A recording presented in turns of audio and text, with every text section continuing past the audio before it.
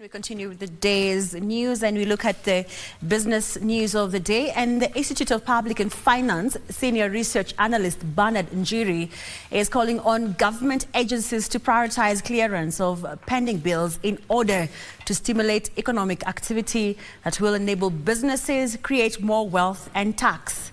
Elsewhere, consultants at Ernst Young East Africa project are calling for measures that will widen the tax brackets to fund the 2025-2026 budget.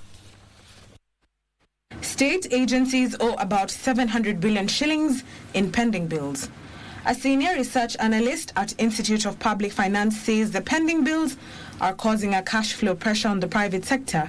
This money is owed to the private sector that you saw is struggling to repay its loans to the banking sector. So at the end of the day, the government is tying up working capital for businesses, and so also affecting economic growth at the end of it all. Njiiri says there is a need to strengthen the linkage between budget planning and execution to reduce costs for programs that are allocated funding despite their poor performance. For those state departments that were not able or that could still achieve their KPIs with less than half of their budget absorbed, we can free those resources, and they total 6.3 billion.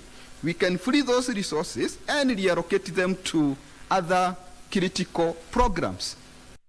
In their pre-budget analysis, consultants at Ernst Young East Africa are calling for the widening of the tax bracket to boost revenue collections for funding the 2025-2026 budget. Economic theory dictates that